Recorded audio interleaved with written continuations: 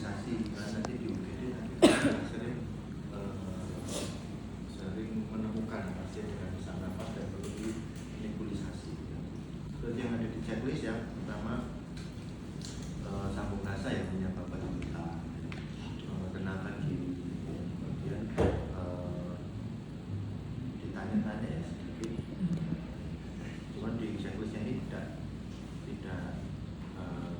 harus lengkap ya, karena waktunya kan terbatas. Jadi langsung loncat ke inform pasien, informasi umum pada penderita tentang indikasi gejala dan cara pemeriksaan. Jadi inform pasien. Kemudian persiapan alat dan persiapan pasien. Kemudian alat yang disiapkan apa aja? Ya intinya jadi nebulisasi, kemudian disambungkan ke sumber listrik dan mana?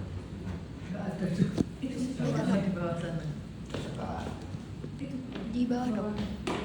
Di bawah Di samping meja dok. Ya, tersempit.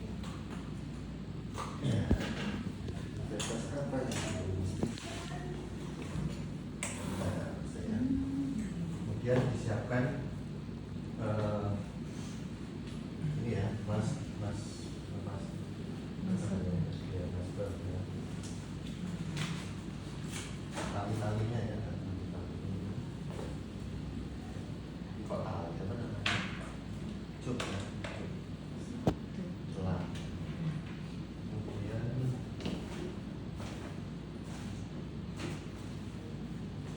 ini siapa yang memakai sebelum ini? Penyemprotan air dok. Ini masih reguler. Ini disiapkan, ini wadah untuk obatnya ya. Kemudian kalau pasiennya relatif baik kondisinya bisa dihirup ya dengan mulut ini, atau kalau pasien kondisinya kurang baik bisa dipakai masker. Biasanya pasien lebih nyaman pakai masker karena tidak harus memegang, bisa buka. Kemudian ini pernah dengan tempat utama. Oh, baru tahu.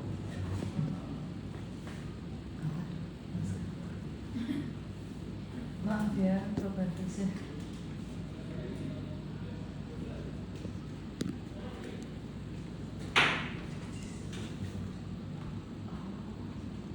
Pendek. Ya. Kan semuanya iya.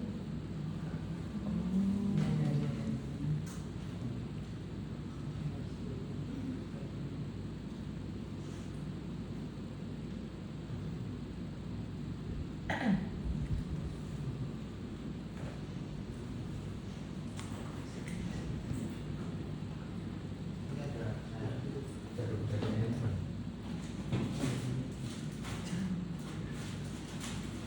Dari pasien.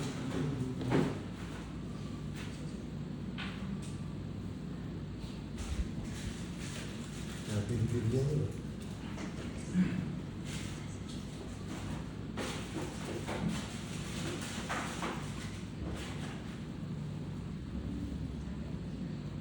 Ada.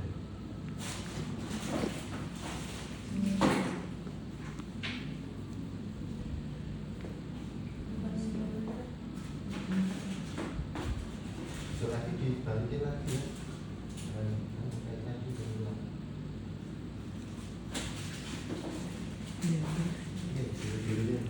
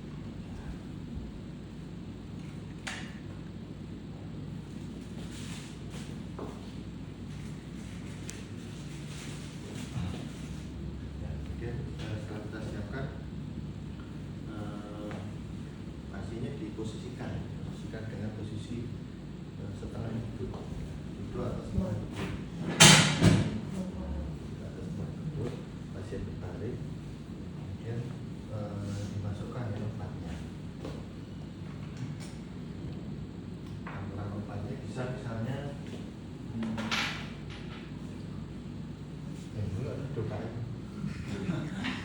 Masih.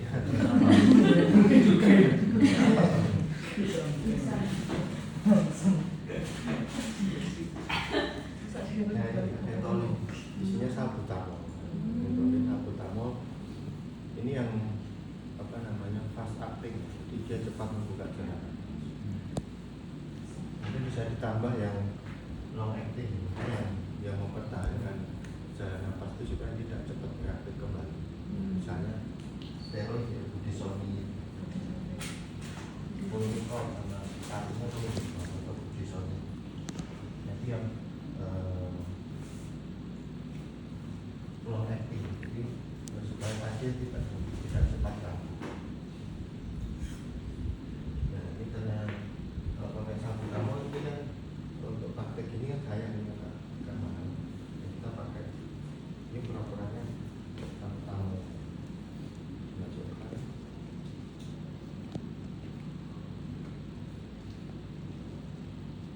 Nah, terus ditambahkan NaCl fisiologis ya, sampai ke atas. Ada tandanya, ada mas.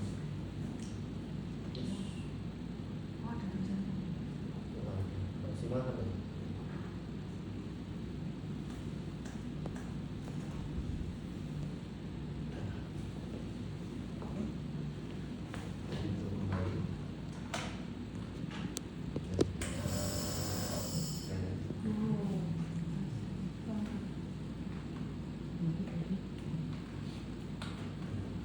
Kemudian kembali ke pasien tadi, kita minta kepada pasien, kita informasikan kepada pasien, Pak Ibu, kami akan melakukan nebulisasi, membuka jalan nafas Ibu supaya tidak sesak.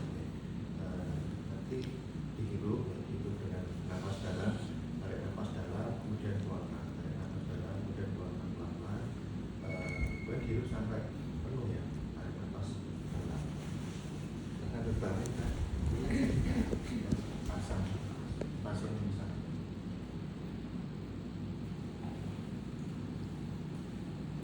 Palanya gede.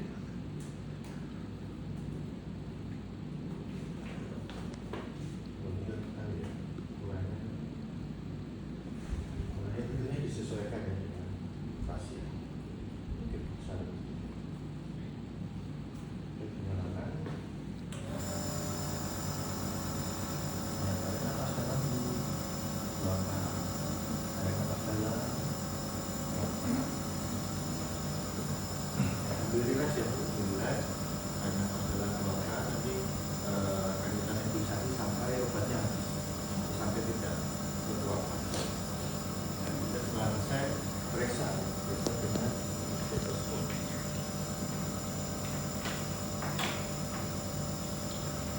Saya bawa stetoskop Bisa, dong. ya. Ini stetoskopnya. Terima kasih. Dok.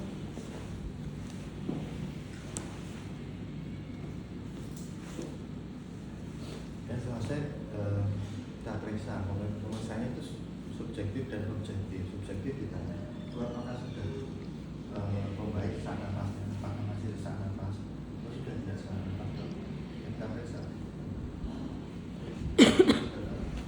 keluarkan, tarik nafas dalam, dan keluarkan. Pada hasil pemeriksaan tidak ditemukan adanya misi, jadi pasien sudah membaik. Nah, kalau pasien sudah membaik, dan kita berikan resep ya, obat-obat untuk kontrol kembali, dan diberikan edukasi pada pasien. Bu, untuk sementara keluhan itu sudah bisa teratasi. Dan nanti di rumah jangan ada obat untuk diminum, nanti obatnya diminum dalam teratur, kemudian menghindari faktor terjadi sesak nafas, tidak kecapean, atau mungkin banyak pikiran, dan sebagainya berlebihan kalau bisa ya, jadi itu ada yang mau ditanyakan. Kalau sudah, kita persilakan pada pasien untuk mengambil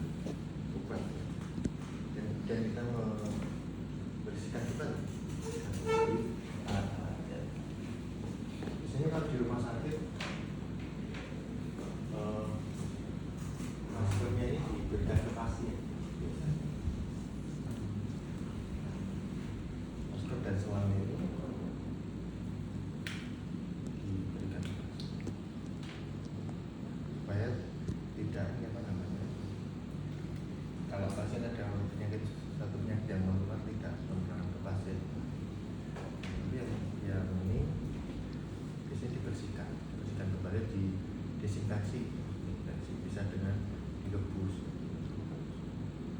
desinfeksi tingkat tinggi. Apa dimasukkan? Ini kalau oven dia nggak kuat, dia direbus dengan perebusan atau kalau mandi autoclave. Autoclave dia pemanasan basah 120 derajat selama 30 menit. Itu sterilisasi bisa dengan autoclave ya 120 derajat dengan uap air selama 30 menit atau dengan desinfeksi tingkat tinggi dengan dimasukkan ke dalam air mendidih. Itu juga bisa. Ya, mungkin kita kembalikan alat-alat ke tempat semula. Ya, itu ya. Apa? Dokter, saya ingin bertanya. Di sini kan, di sini dituliskan bahwa minta pasien untuk berkumur lebih dahulu. Itu untuk ya dok, apa? Biar ininya bersih gitu ya dok. Atau karena ada apa gitu? Ya, nomor berapa? Yang alat bahan terus tahap persiapan yang nomor 5. Meminta penderita untuk santai dan menjelaskan cara penggunaan masker, menekan memakai masker secara tepat sesuai bentuk dan mengenakan tali pengikat.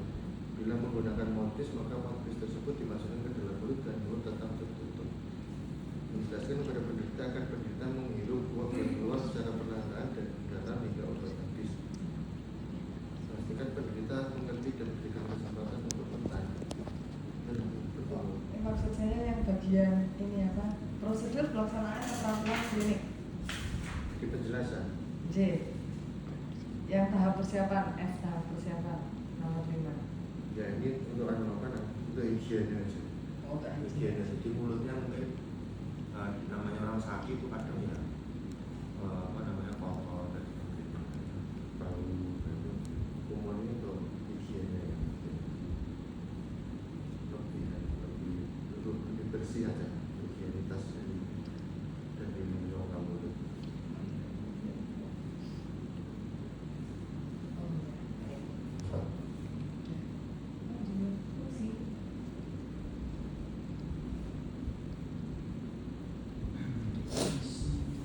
Ini termasuk persiapan pasien, persiapan pasien.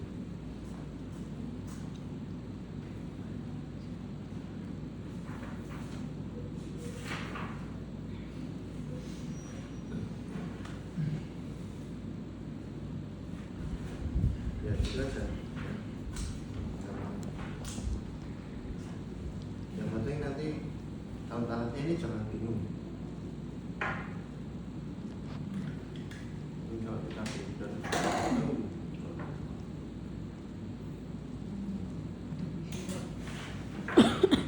nah ini tempat untuk obat ini. Terus ini kayak rokan.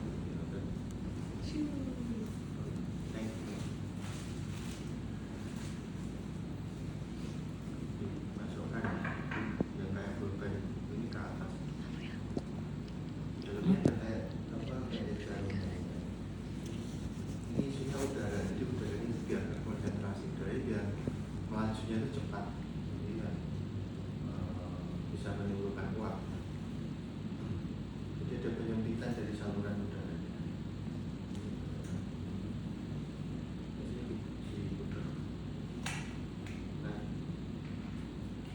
Ini bisa manfaatnya bisa untuk memasukkan obat dari sini, obat Omicron atau Ventolin. Ventolin itu salbutamol, Omicron itu budesonide.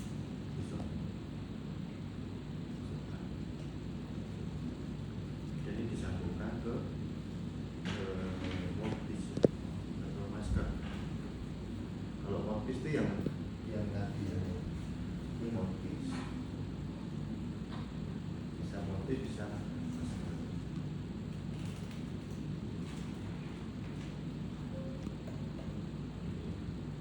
Yang bawah disambungkan ke sini. Dan gitu aja.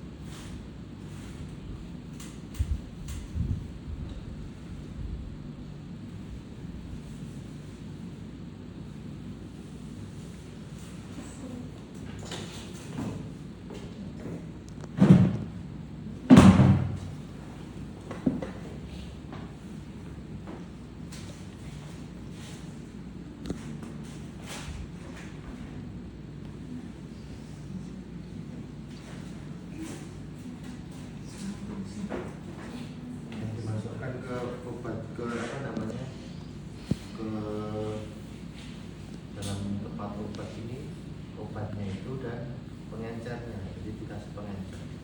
Kalau nggak dikasih pengencer itu cepat sekali ya. Habisnya cepat sekali. Jadi perlu dikasih pengencer. Pengencernya tuh kalau teorinya bisa NaCl, bisa Aquades. Nah, cuma dari yang pernah saya coba itu kalau NaCl itu kuatnya agak lebih banyak daripada kalau Aquades. Tapi nggak tahu, itu cuma sepengamatan saya, belum acak lagi dari perpustakaan. Apakah memang secara kebetulan aja atau memang ada apa? Jadi saya disukai NaCl, biasanya uangnya lebih banyak daripada kalau Aquades. Kemudian checklist penilaian keterangan fungsi pleura. Ya. Fungsi pleura. Kalau fungsi pleura gini kita pakai komponsen dan sebaiknya tertulis karena invasif. Kalau untuk tindakan-tindakan yang invasif umumnya di rumah sakit pakai komponsen tertulis. Jadi ada checklistnya. Tindakan yang akan dilakukan, kemudian indikasi, kemudian tujuan tindakan dilakukan, efek samping, kemudian komplikasi, kemudian alternatif dari tindakan apa itu juga tidak dilakukan, kemudian prognosis. Prognosis itu perkiraan hasil dari suatu tindakan. Nanti ditandatangan oleh dokter atau yang melakukan, kemudian oleh pasien dan saksi. Saksinya 2 orang. Saksinya 2 orang. Bisa dari para medis, perawat yang berjaga di situ. Atau setidaknya 1 ya. Jadi 1 karena dokternya ini kan bisa juga jadi saksi. Dokter dan setidaknya 1 saksi. Atau 2. Kemudian tentunya harus menjelaskan dulu ya. Kalau checklist ini bervariasi ya, tergantung kebutuhan waktunya seberapa nanti akan disesuaikan. Jadi intinya skillnya itu semua pasti ada komponsen. Kemudian komponsen isinya tadi ya, itu. Kemudian persiapan alat ya, dan persiapan pasien. Alat termasuk bahan dan pasien. Fungsi pleura alat yang dipakai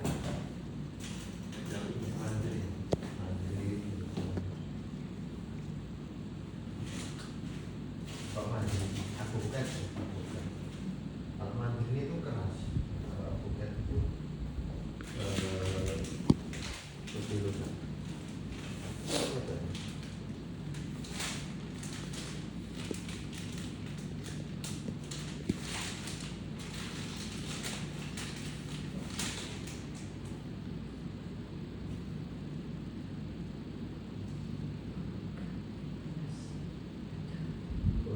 USD ya. Ini buat kalau ada efusi pleura, nah, kemudian ini untuk mengeluarkan. Ini yang gede. Ini tidaknya pakai bukan.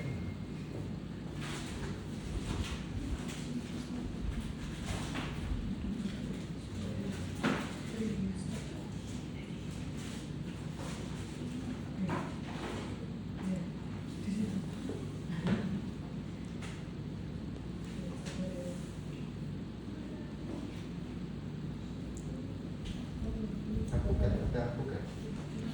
Kita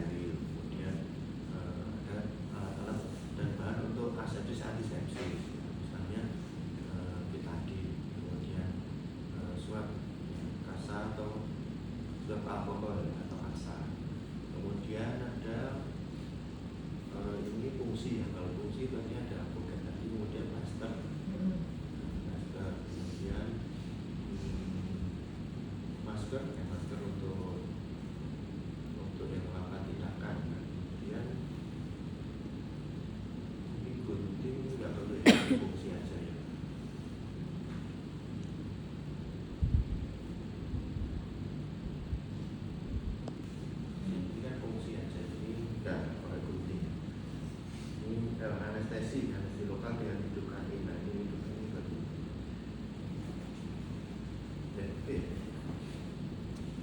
Nah, kita membuat marker atau tanda di daerah yang akan difungsi. Tanda yang ditandai itu di perifer, ya. Perifer di posisi interpostal 9 ya. Berapa ini buku? SIC 9. Nah, ya benar. SIC 9.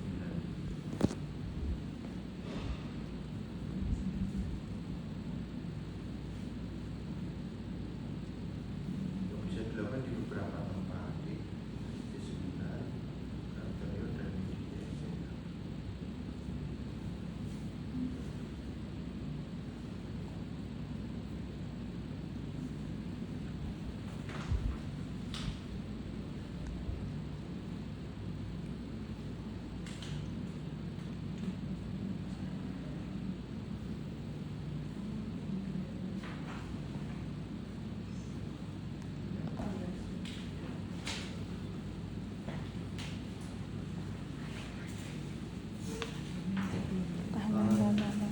Kalau di posterior itu di SIC 9. Dia kan ada linea axillaris anterior, median, posterior. Kalau posterior di SIC 9, kalau anterior atau median di SIC 6.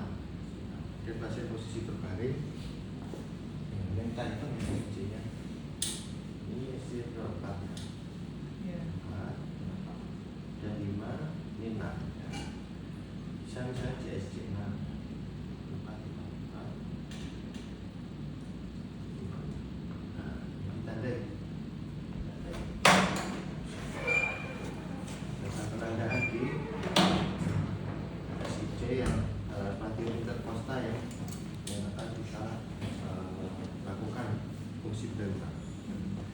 Dan alat-alatnya kita siapkan ya.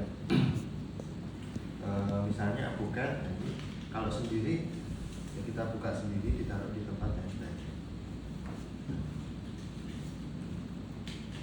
Dan kalau kita memegang alat-alat yang steril, tapi tangannya kita tidak pakai sarung tangan, bisa dengan rentang panjang, Iya. cucuknya kayak gitu. Yang dia selalu dimasukkan di wadah tabung isinya alkohol. Nah, pakai ya, tabungkan ya. Di sini misalnya ya. Ini steril bukan? Alat asepsis, antisepsis.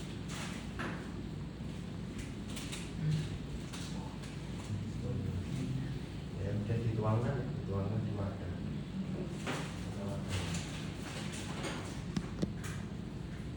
Ya, ini misalnya wadah. Kemudian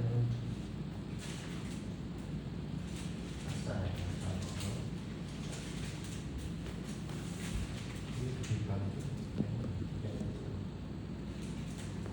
Ya, ditaruh ya. Ya, lagi. Plaster ya, plaster. Ini kita siapkan.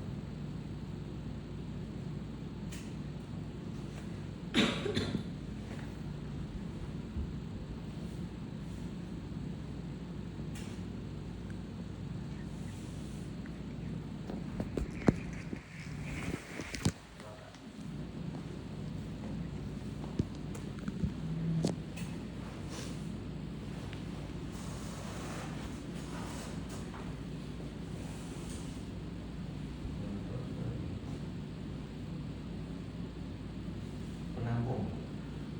Bukan nanti pasti disambungkan dengan tulang ya, dengan peralatan.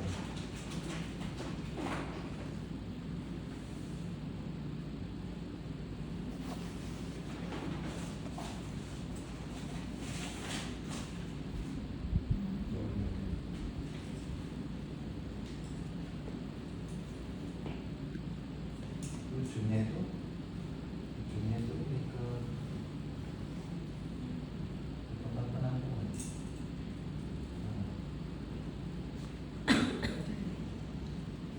Ada kantongnya gitu. Ini untuk untuk evakuasi atau cuma untuk ambil sampel?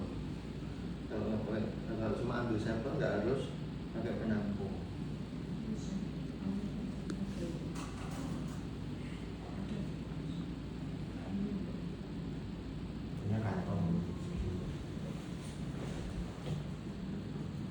biasanya di dalam ada stempel.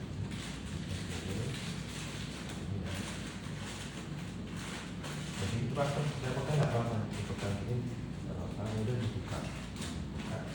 Jadi kita di tempat stempel.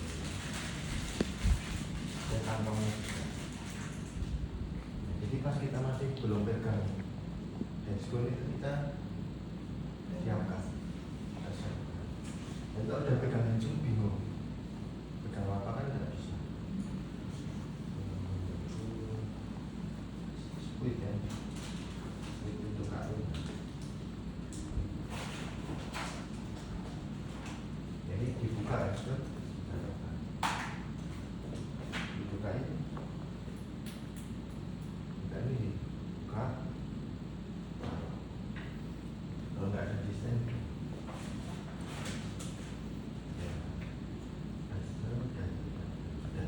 Sudah kita cuci tangan,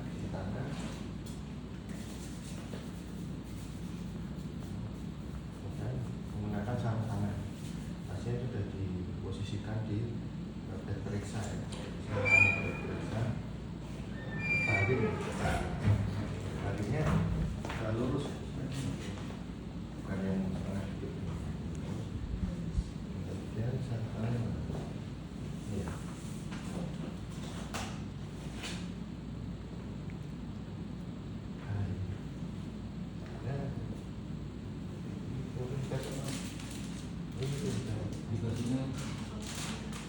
Bisa nggak ya coba ya komen itu enggak?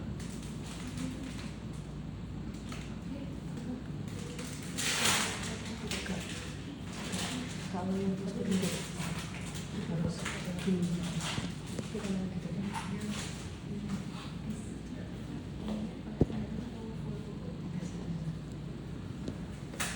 Cuci tangan kemudian menggunakan sarung tangan.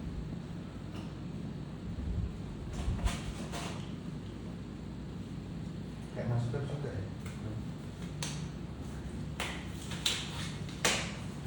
Oke, di tempat yang sudah ditandai tadi.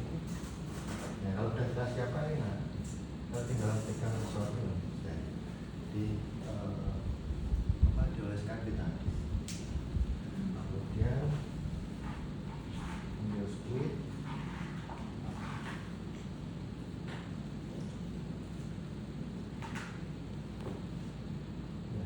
Bukain ya. Dikeluarkan ya. Suntikkan di tempat yang disebutkan.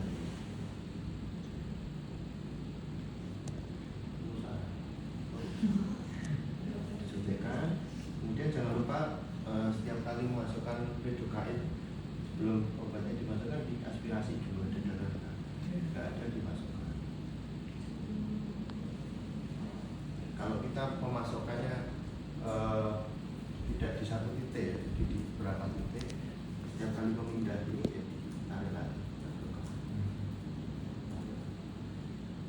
Kenapa? Karena kalau dia masuk ke pembuluh darah, lidocain itu kan obat yang menghentikan saraf ya. Kalau masuk pembuluh darah dia masuk ke jantung, di saraf-saraf jantung juga berhenti. Jadi jantungnya bisa berhenti juga, bisa berhenti. Nah sudah kita masukkan ke sampah medis, sampah bukan sampah medis, sampah alat aja. Ya, kemudian dicek. Tadi udah dikeluarkan ya.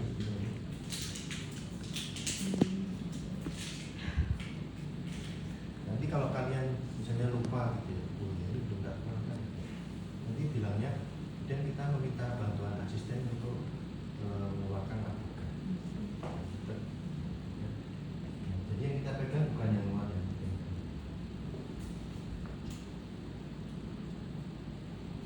Nah, ini pakai mungkin apa? Bukan ini.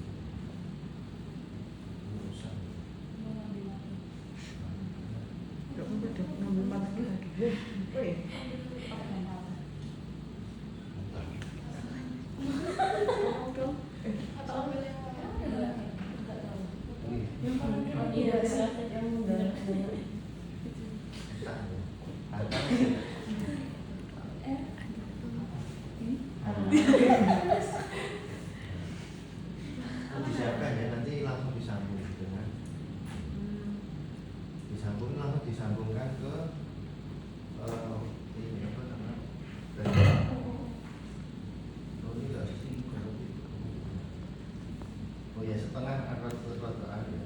Enggak kompatibel, cuman ini salah ya. Makanya kita tahu nih sambungan ke kantong.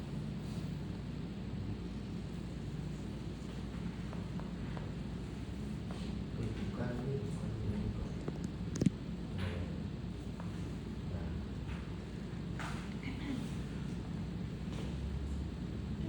Cek ya, cek. Sakit nggak Pak?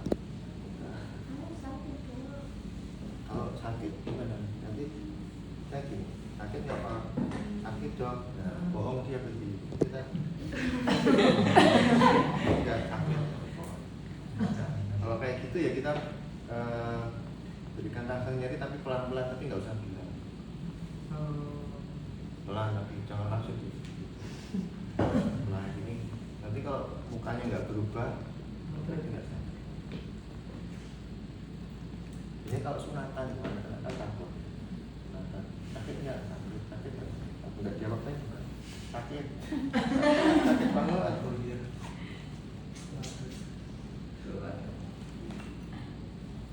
Jadi masukkan.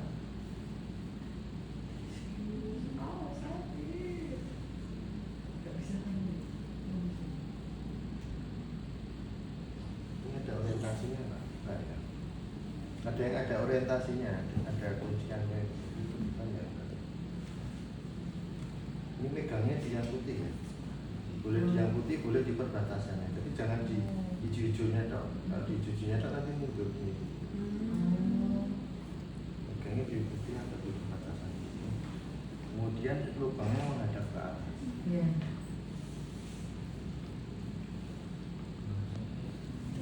Ya ketika sudah masuk ini kan kelihatan cairannya.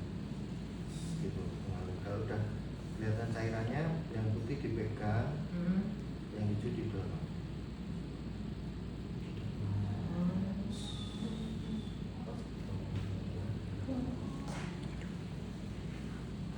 Ya. Ini dilepas kan.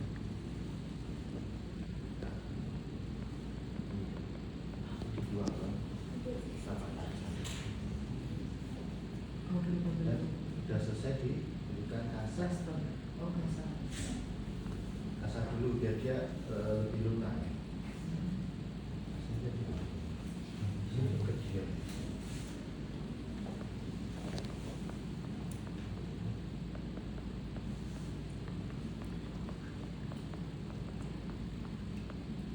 langsung.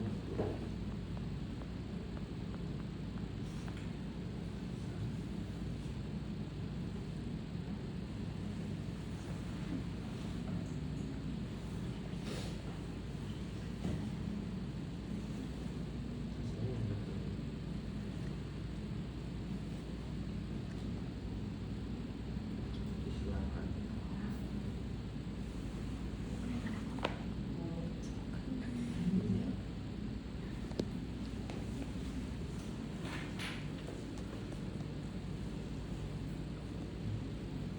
Ini supaya lebih kuat, ini teguk sedikit.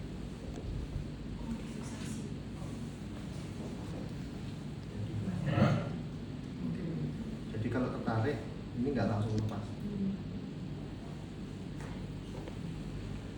Ini diposisikan di bawah biasanya. Ini difiksasi juga. Di bednya. Biar nggak ada gini. Fiksasi.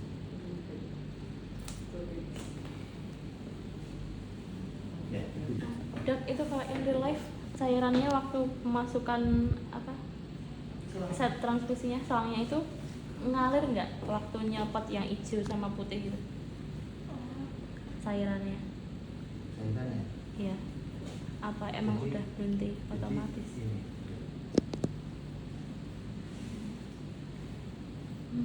Berarti mau tanya juga buat yang kasanya itu berarti dilepas setelah nutup Kan ini kasarnya kecil aja kok cuma segini. Oh. Tak penting itu. Gede. Berarti normalnya nanti kasa baru dikasih laser gitu ya dok? Hmm. Oh.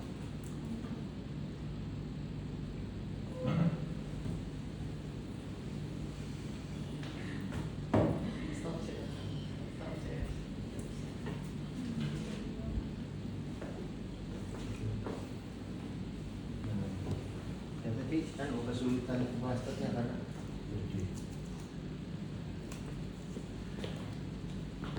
ini di bawah dulu, terusnya buka ya, di plasternya di atas, lemnya tuh di atas, selangkah.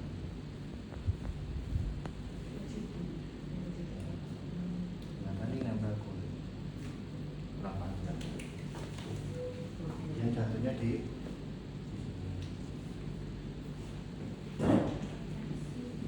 bawah, yang jatuhnya di selang. Selang ini juga difiksasi. Ini boleh atau gabung dulu? Ya, seenggaknya 3.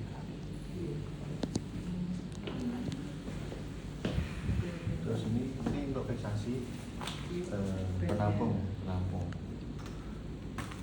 Biar nggak keleweran gini kan rapin nanti ngobrol-ngobrol. Saya tuh keinjek terus.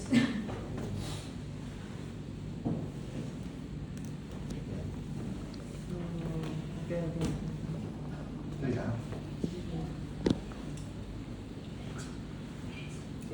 Ini nggak kompetitif ya, tapi ya nggak apa-apa, yang penting ngerti maksudnya.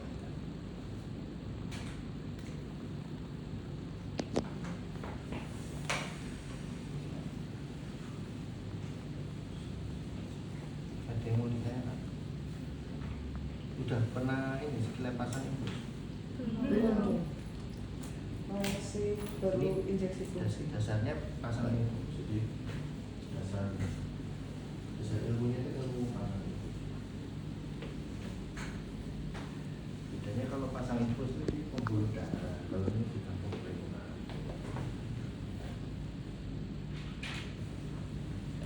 Tak jelaskan apoketnya ya.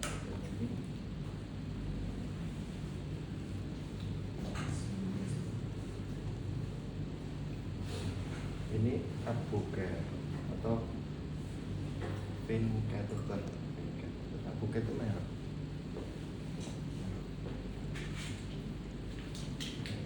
Nah ini sterilikan kinan Indonesia. Kalau advoket itu negara luar. Nah jadi ini ada mandarin itu ini mandarin. Ini gunanya, ini dari logam, gunanya supaya ketika menusuk itu ada tekanannya. Nah kemudian di luar mandarin ini ada vein canul ini dari plastik, dari bahan ya entah plastik entah apalah, pokoknya satu bahan yang lunak. Gunanya supaya ketika masuk ke pembuluh darah atau masuk ke tubuh tidak melukai. Kalau gini tok kan dia gerak bisa melukai ya kan. Tapi kalau ini kan enggak. Ini enggak ada tekanannya, jadi tusuk pakai plastik ini enggak bisa, jadi harus dimasukkan gini.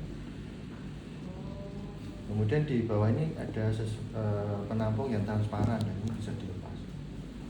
Gunanya yang transparan ini untuk melihat ya, kalau infus ya berarti pembuluh darahnya sudah keluar. Dan yang sudah keluar jadi ini sudah masuk ke pembuluh darah. Nah kalau di fungsi pleural yang bisa terlihat cairan pleuralnya. Nah cara masukkannya dia dimasukkan di tempat yang sudah kita tentukan. Kemudian jangan lupa megangnya di perbatasannya ya, atau di putihnya gini juga boleh. Jangan terlalu maju. Ini kalau maju ini mundur. Jadi perbatasan gini boleh. Dan dimasukkan, diarahkan. Nah, ketika sudah masuk, ini dimasukkan di.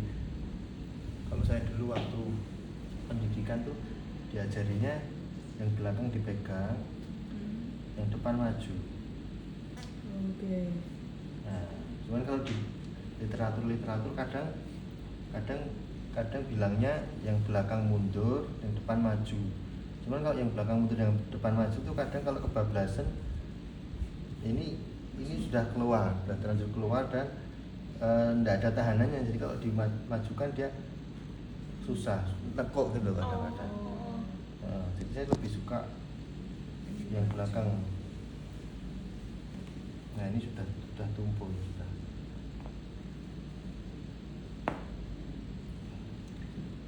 Yang belakang ditahan, yang di depan maju. Ditahanannya ada terus. Nah pas di posisi ini kita harus siapkan dulu nih. Kalau enggak ini keluar ngocor gini nanti kita bingung. Loh ini gimana ini? Terus ditutup gini. Atau lebih parah ini dimasukkan lagi. Nah padahal ini kan plastik, nah di dalam kadang dia neko. Ketika dimasukkan lagi dia keras, sobek. Ketika ini sobek nih tertinggal di dalam pembuluh darah. Ya, atau kalau enggak ini kan sobek. Ketika sobek kan dia melowek gitu. Robekan. Nah ketika satu saat ditarik, ketika mau dikeluarkan tidak bisa. Dipaksa robek, ketinggal. Nah maka ini haram hukumnya dimasukkan lagi. Haram banget. Nah misalnya ini udah terlanjur ngocor dan sebagainya. Nah ini tuh sekali pakai, jadi kita sudah beberapa kali kita udah kayak lagi. Masuk gini. Wah, ngocor yang cepet disambungkan dan nanti darahnya hilang. Jangan sekali-sekali dimasukkan lagi. Ya, nggak boleh. Maka tadi tekniknya ulang ya. Dimasukkan.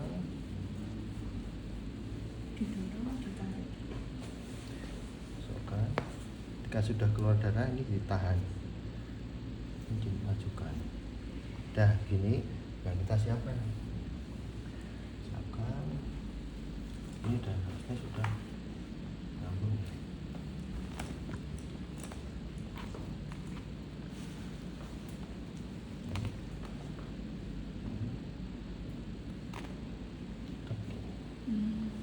Ya, jadi plaster. Ini di ini ya, tempat sampah, tempat saji. Nah, nekok tuh, karena dia mengikuti pembuluh darah. Ya, tidak.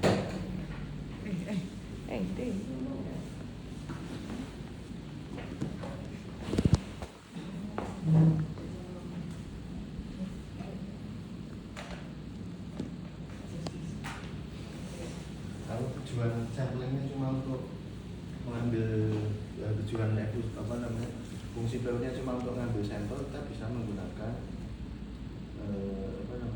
spui saja. Jadi setelah ditandai pakai yang besar tentunya ya, mungkin 10 cc atau 5 cc paling besar. 10 cc.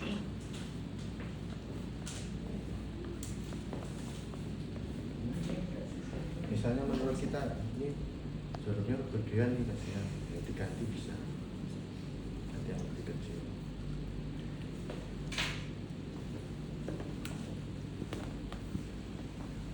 Setelah asepsis dimasukkan, kemudian masuk ini ya, pakai kasar makan dan jadi sampel. Nanti bisa untuk pemeriksaan misalnya citologi, pemeriksaan protein Rivalta. Rivalta udah dengar? Sudah. Citologi. Kalau citologi itu di PA, jadi nanti dikasih fixatif, kemudian dioleskan di objek flash terus dibuat di mikroskop. Dasar ganasnya ada TB atau radang yang non-spesifik.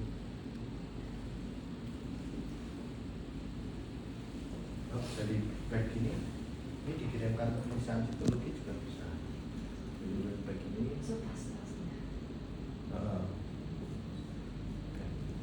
bisa diambil sebagian, ya biasanya yang diambil ya endapannya,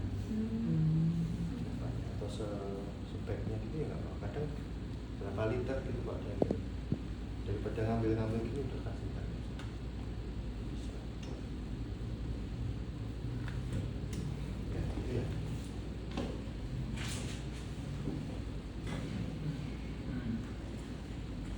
Pasang kayak gini tuh yang kadang sering beli itu primernya, jadi pribadi ada yang terlewat gitu. Jadi udah pakai handscoot, info setnya masih di dalam plastik. Nah, gitu. Sudah pakai handscoot, terus spoolnya masih di dalam plastik. Nah, kalau kayak gitu, terlanjur kayak gitu kita bilang aja.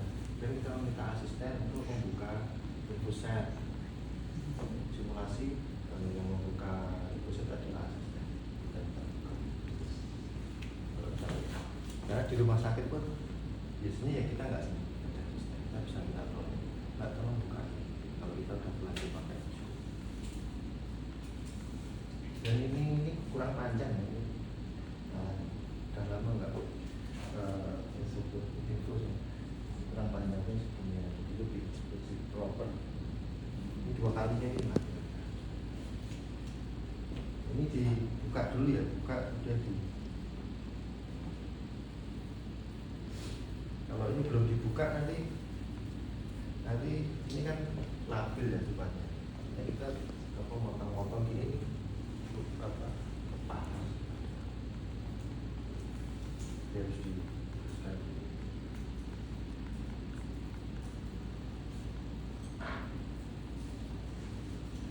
Terus kalau pasang infus itu kadang kebalik tornikatnya.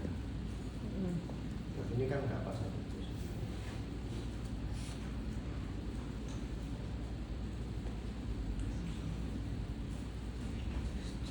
Pasang infus itu kan harusnya ke sana, yang mahasiswa ke sana. Kemudian kalau pasang infus tornikatnya di sini di distal proximal, Ini naik darah gini.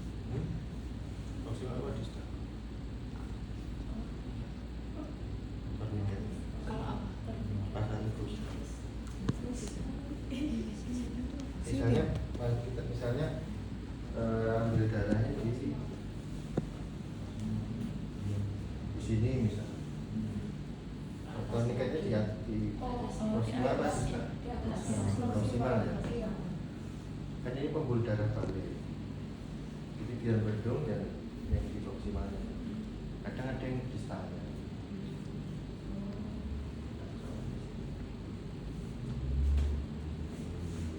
Tapi ini nggak pakai torniketan karena bukan pasang.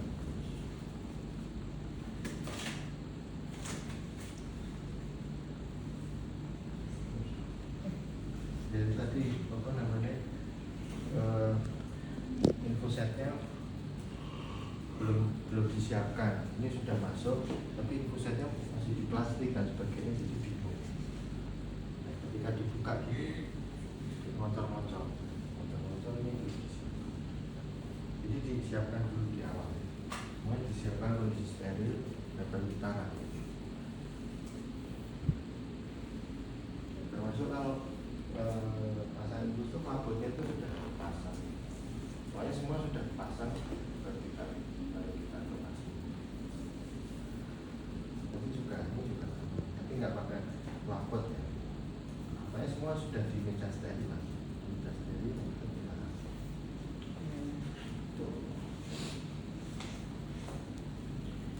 Ya gitu ya. Terus satu lagi WSD. Nah kalau WSD ini kita pakai nulis-nulis. Fungsi benar pakai itu kan. Izin bertanya dok, konfirmasi ulang. Berarti kalau misalnya fungsi ini itu kalau yang dikonsiderkan di ICS 9 itu posisinya berarti agak gini ya mesin atau tegak? Itu linear poster itu. Linear poster itu posisinya tetap berbaring. Kalau yang di posisi Kalau posisinya tengkurap kan dia malah di atas.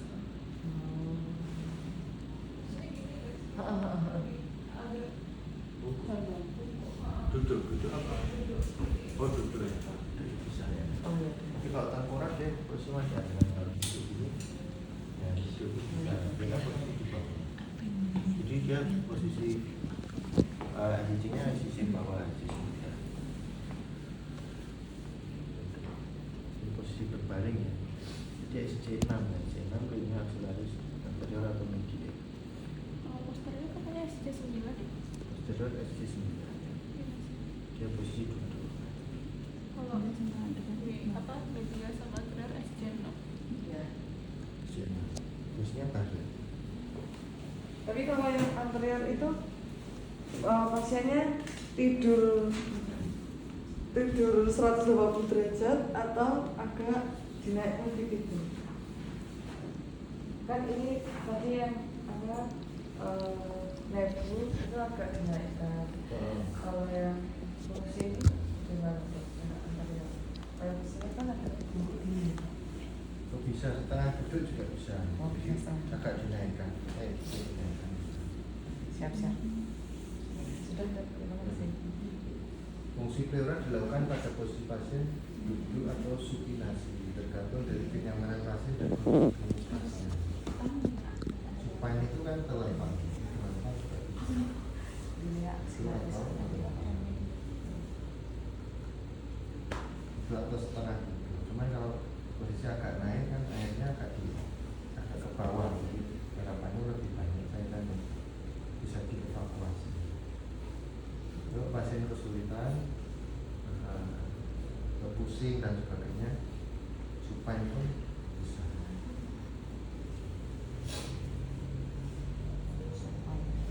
Bangsa-bangsa ada di supine, sebenarnya di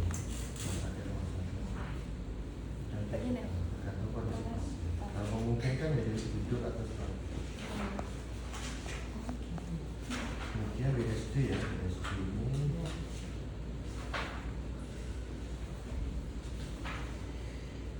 gunanya apa BSD? Ya? Kalau cairan kan tadi sudah cukup.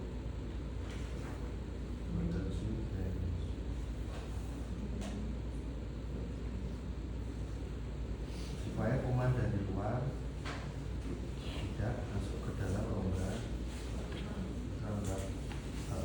paru. Kemudian biasanya dipakai juga di kasus pneumotoraks, jadi untuk menyedot udara yang masuk ke kakung pleura. Nah, pneumotoraks kan udaranya itu masuk ke kakung pleura. Kakung pleura itu normalnya kan tekanannya negatif, Iya. di bawah tekanan udara luar. Nah, ketika organisme ini mengalami suatu perlukaan, udara kan masuk, jadi harus dikeluarkan udara luar dan sesak napas kan mengalami pernapasan. Kita pasang USD. USD itu dipasang ke saksin. Nanti ada ujungnya saksin. Penghisap dan penghisap. Nah, ada water seal-nya seperti di bahkan nomor halaman 64. Gunanya water seal ini untuk mencegah ya kuman-kuman dari luar masuk ke kakung pleura. Kadang kan selang untuk evakuasi fusi pleura itu kan bisa dipasang berhari-hari. Nah, dengan kondisi rumah sakit yang kita tahu di banyak orang sakit, kuman dan sebagainya, itu bisa kumannya masuk ke rongga pleura. Nah, lebih aman kalau pasang USD.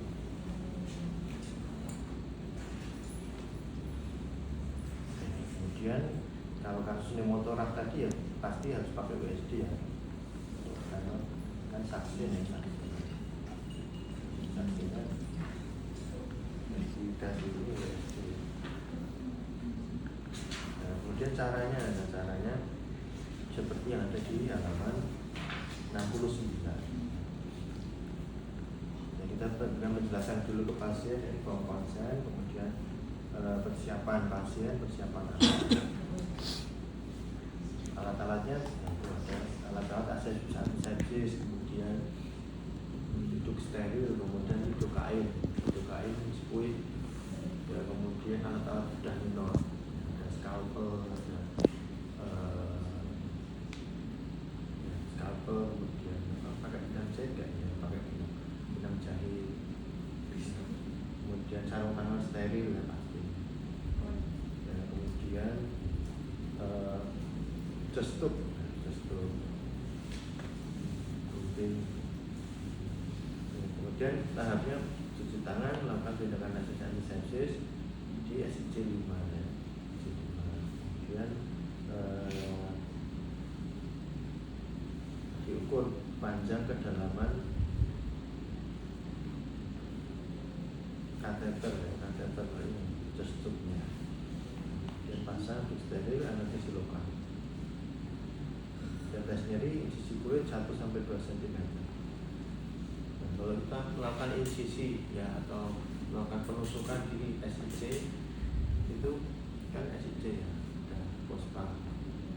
Kita nusuknya di mana? Di tepat di bawah kosta, atau di tengah, atau agak di atas kosta.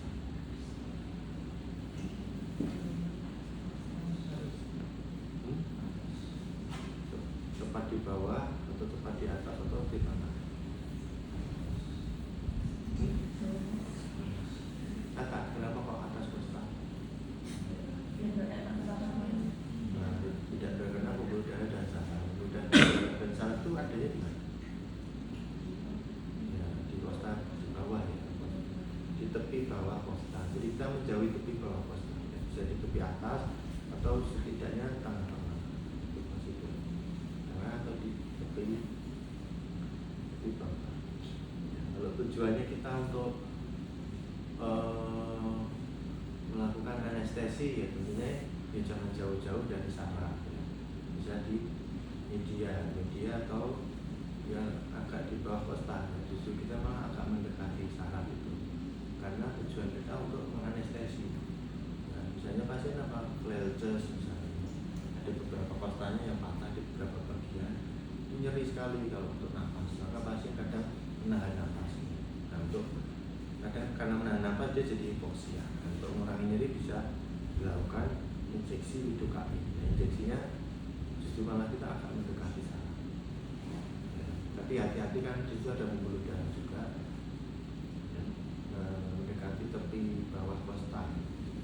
Tapi ambilnya jaraknya agak jauh sedikit ya, karena lidocaine itu kan bisa menyebar. Nah, ketika di jaringan interstisial itu dimasukkan dia agak nyebar gitu. Jadi posisi kita ambilnya ya sedikit di bawah kosta kalau untuk tujuannya anestesi.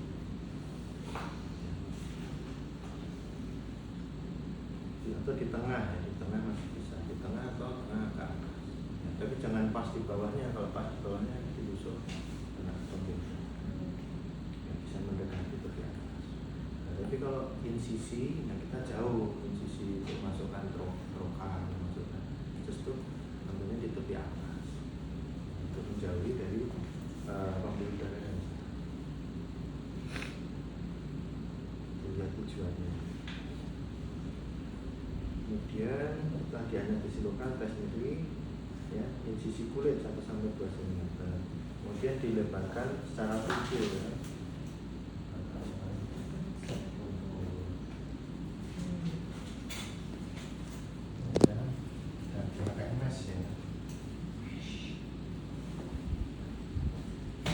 Ini pisaunya langsung jembat.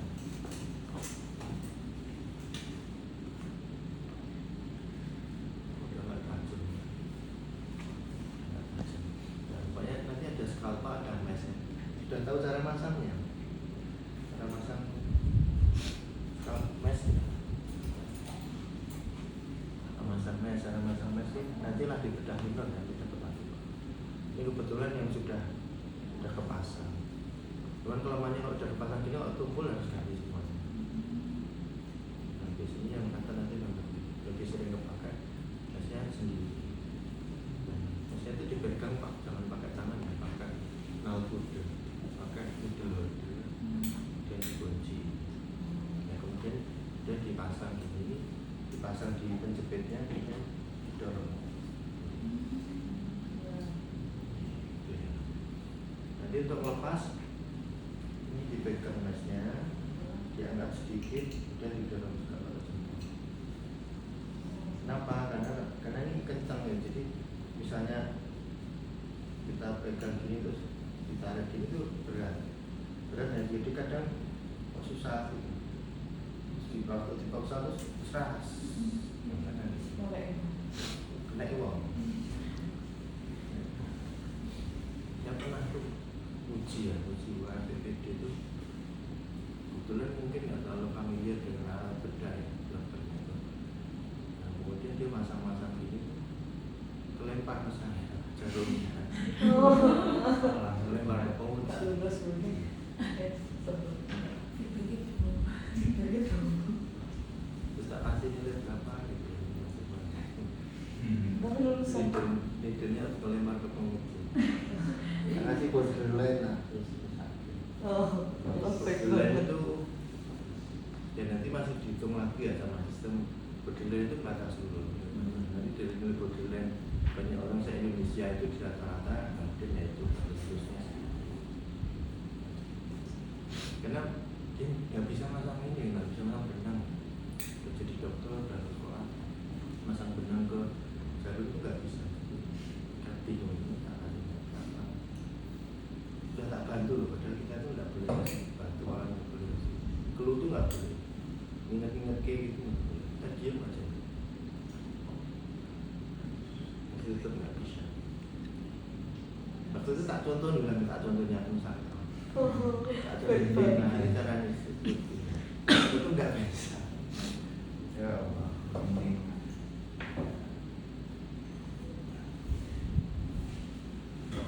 Jadi nanti dipegang itu pakai contoh. Ini juga. Kalau dipaksa gini nanti kadang luput kena tajam. Ini nail holder ya, holder itu beda sama klem ya. Bedanya apa? Kan ada klem yang bengkok, ada yang lurus. Bedanya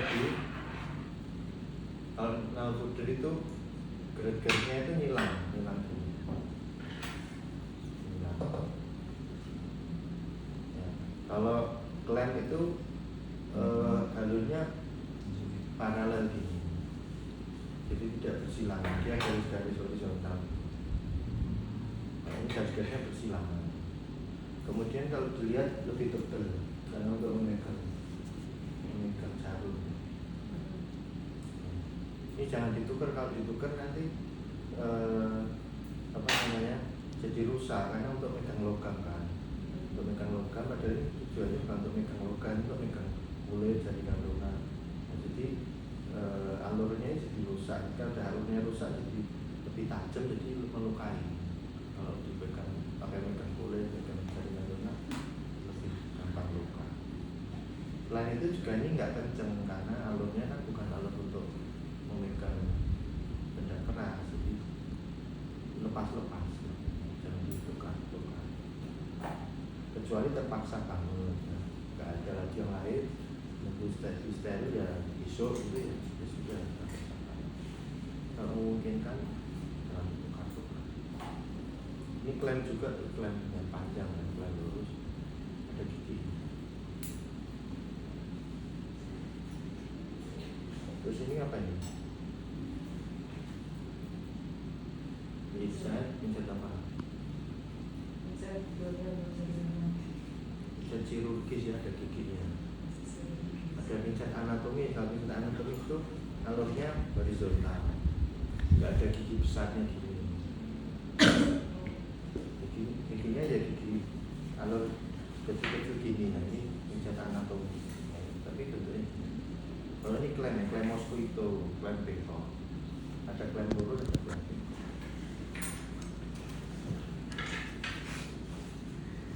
Ini gunting ya, gunting. Jadi kan ada penonjolannya apa nih? Ini biar ujungnya ini biar nggak melukai. Nah, yang ada bagian tumpul ini di bawah, kayak gini. Jadi ini biasanya untuk masukkan ke jarinya sehingga ujungnya ini nggak melukai.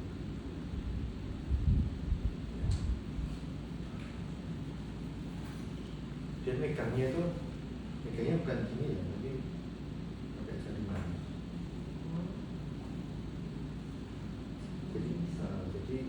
Jadi ininya apa? Telunjuknya bisa untuk memandu. Misalnya gunting itu, nah ini bisa untuk memandu. Biar lurus.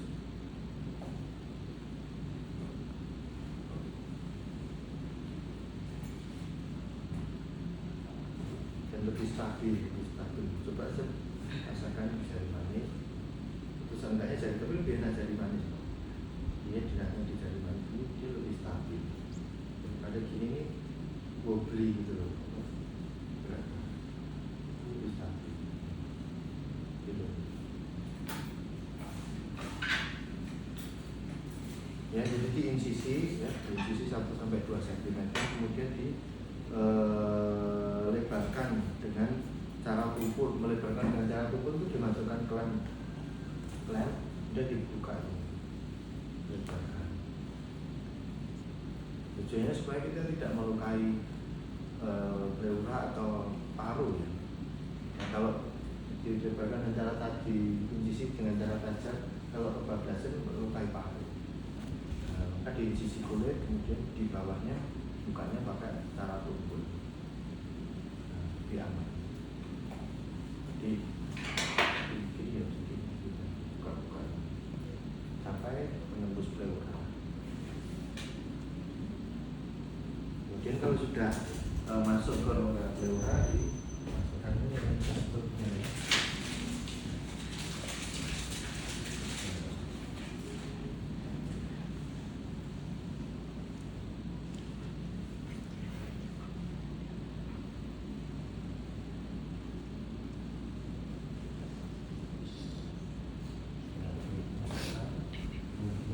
Sama kayak tadi, ini ada mandirnya, ini dipegang, ya. Ini dimasukkan.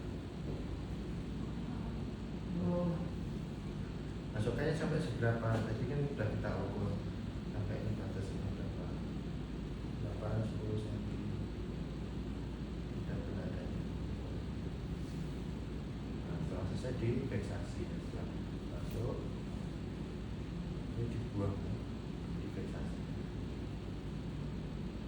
Ini disambungkan. Ini jadi sebelum ini keluar sepenuhnya, kita sudah siap dulu penampungnya. Nah, penampungnya ini kayaknya obat hijau.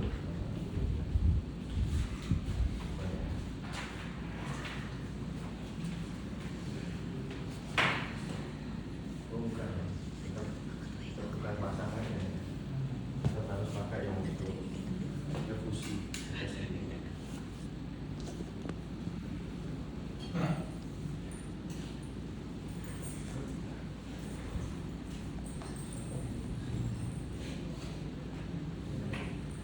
Kita kan kalau memegang alat-alat tajam itu harus hati-hati ya.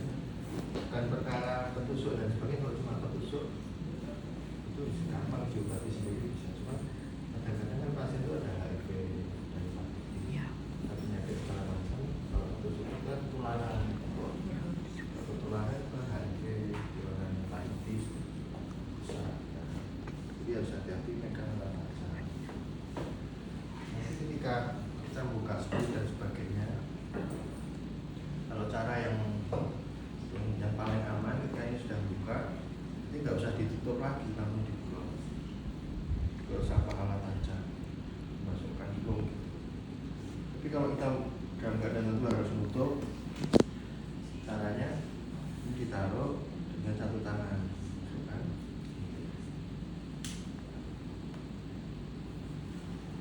Nah kalau FNA itu kalau ambil biopsi, kadang nggak gini-gini itu kan kesuwen, jadi keburu apa ya, keburu sampelnya kering dan sebagainya kan harus mesra dan sebagainya. Setidaknya jarum ini jangan sampai berada di jangkauan tangan kita. Jadi kita megangnya di ujung, masukkan gini, jadi jangan sampai gini, ini jangan gini ya. Ini kalau salah apa mata kita agak anu kan ketusuk.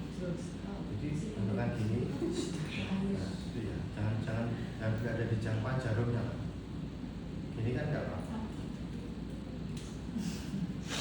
Kepaksa lagi kita nggak sempat dan sebagainya karena kondisi di lapangan kan beda-beda. Jarum itu ditaruh di ujung yang kira-kira nggak akan kena orang. Kalau misalnya belum bisa mengamankan ya. Jangan sampai dia di kejangkau gini, ketusuk, harus pojokan. Tapi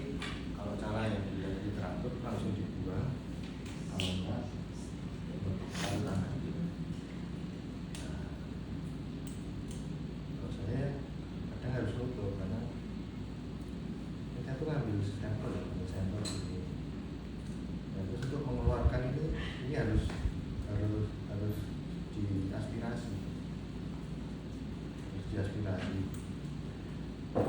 Ya, kalau aspirasi ini harus ditutup, ini harus dilepas dulu jalurnya, itu harus dikeluarkan.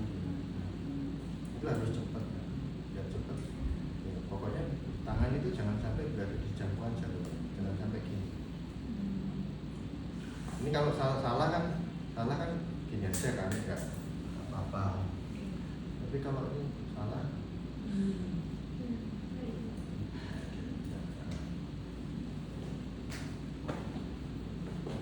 careful.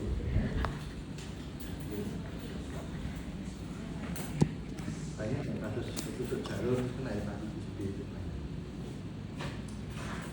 Hepatitis B itu banyak Pak. Bekas itu. Banyak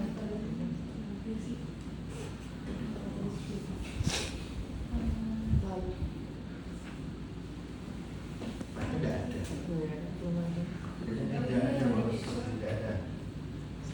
Ya ada interferon yang biasa dipakai kan, cuman biasanya itu tetap ada. Dia cuma sifatnya itu mengontrol penyakit supaya tidak jadi hepatitis fulminant. Jadi tidak jadi kanker, kemudian tidak jadi sirosis hepatis. Cuman hepatitis B-nya itu biasanya tetap ada di dalam sel hepatnya itu dia dorman di situ. Dan interferon itu mahal.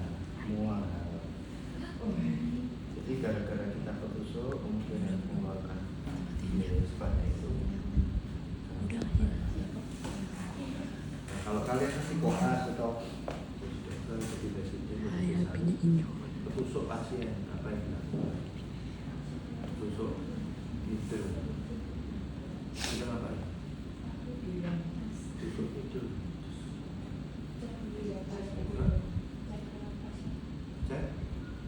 Cek apa aja?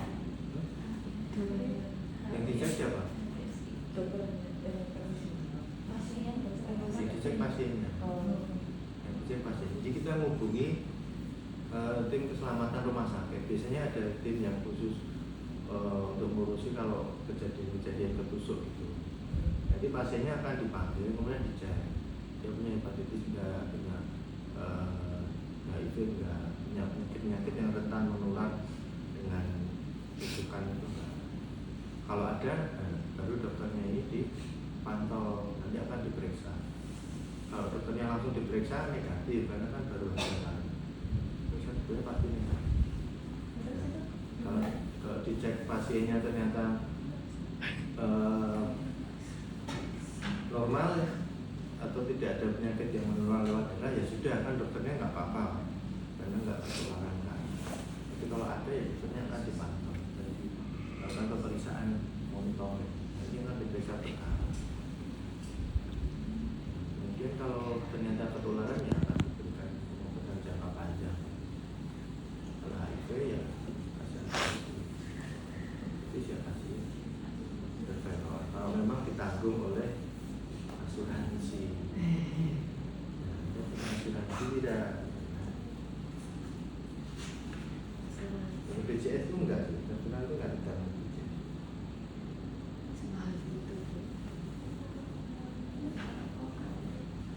Jadi jika itu tusuk musuh itu hati-hati.